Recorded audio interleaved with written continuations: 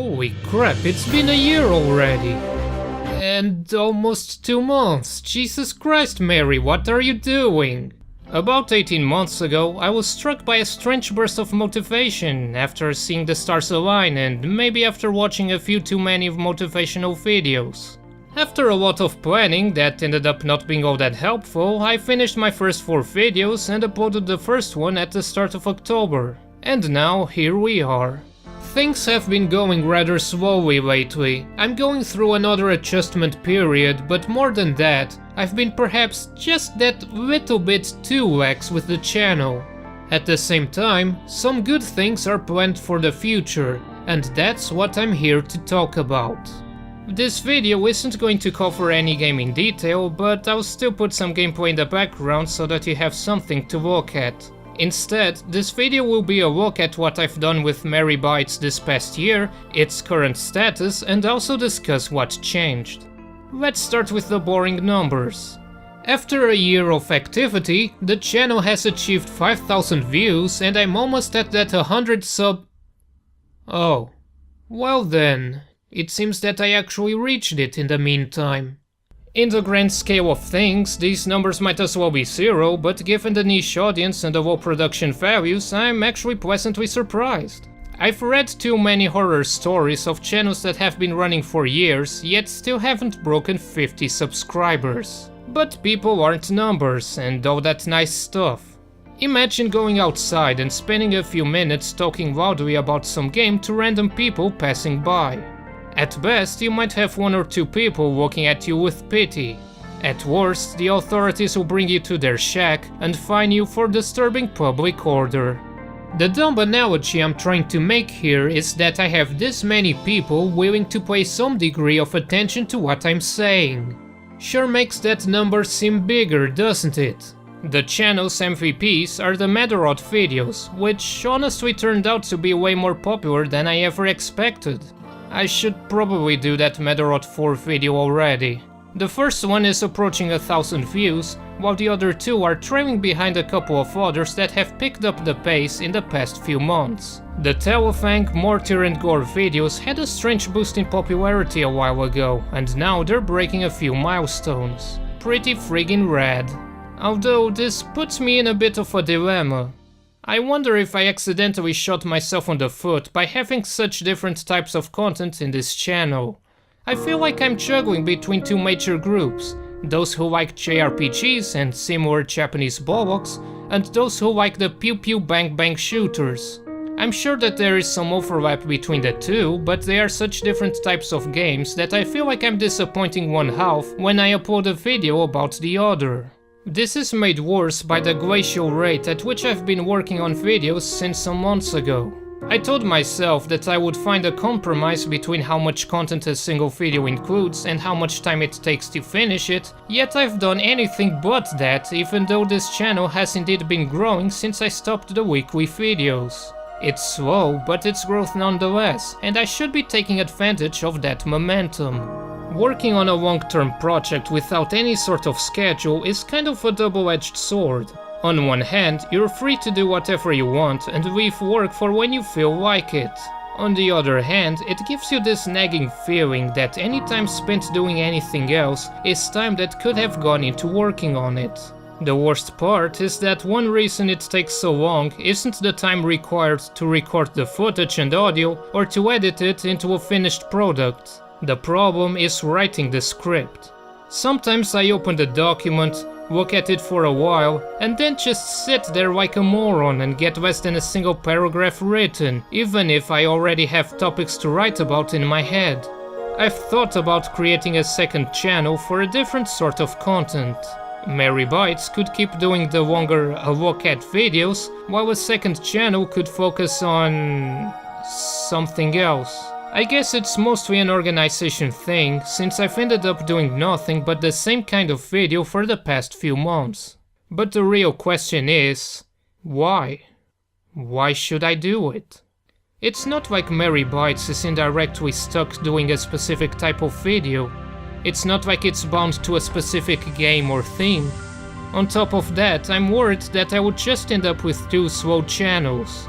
The thing that I feel like I need to start doing is to find ways to create content between the longer videos, and I guess that the easiest way would be to not just focus on a single project, but also make use of what I do when I'm not working on that project.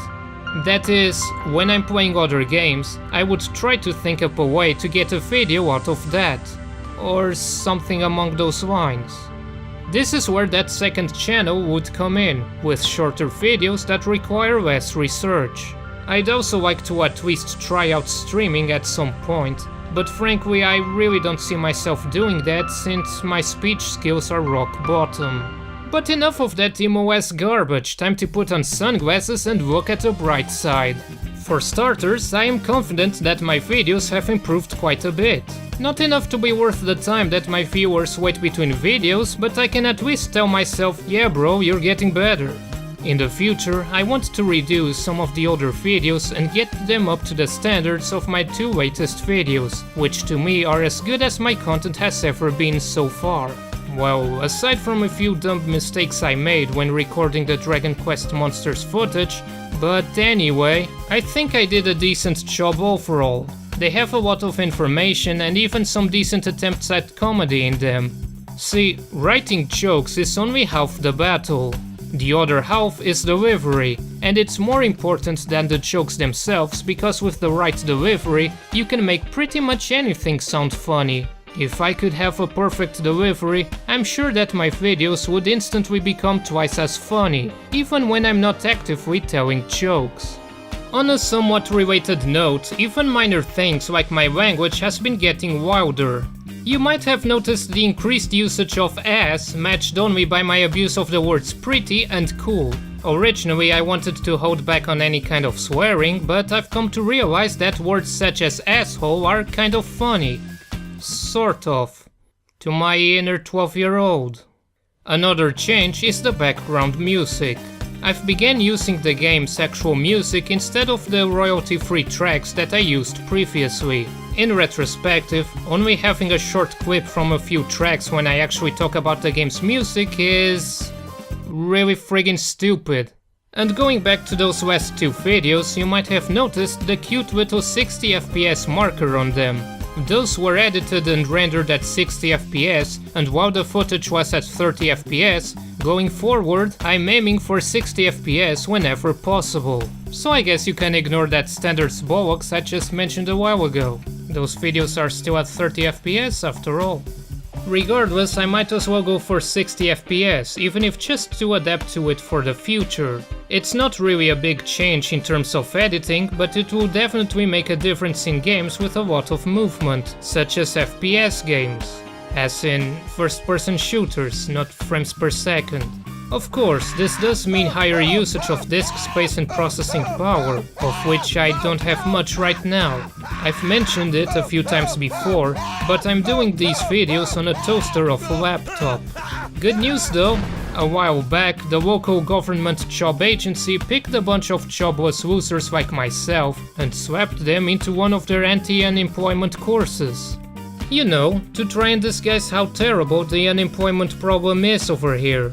Going back to school after about 6 years is mildly annoying to say the least, but there's a bright spot to all of this.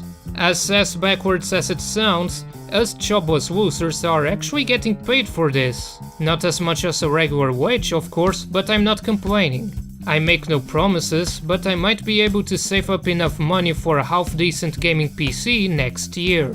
I've been wanting to finally build my own rig for a while, and now is my chance to do so. Not specifically for YouTube, but for myself. I've been forced to skip way too many interesting games these past few years. The island I live in is kind of a bad place to be a computer guy. There are barely any PC games or components on the stores around here, and even less options on the local used market. Hell, the biggest retailer doesn't even sell PC games anymore. Thank God digital distribution exists. Shipping fees can also be a pain in the ass between mainland Portugal and the islands, not to mention about import fees and customs bollocks for overseas products. Still, it'll be Christmas again soon, and Black Friday is a thing and it exists. which typically means sales, so I guess I just have to wait and see. Services like Amazon really make me wish I lived in the USA sometimes. It seems like there's always something appealing enough to tickle your inner consumerist, plus you don't have to deal with ridiculous fees. Well, aside from Comcast being cancer incarnate, I'm pretty lucky in that regard, having a more than fast enough internet connection for whatever I need. Either way, until I have some fancier hardware, I'm making the most out of what I have. The laptop's keyboard has been having some problems for the past year, but they were workable right until a few weeks ago when the spacebar started getting unresponsive, and at that point I was all like, screw that, and ordered a replacement keyboard.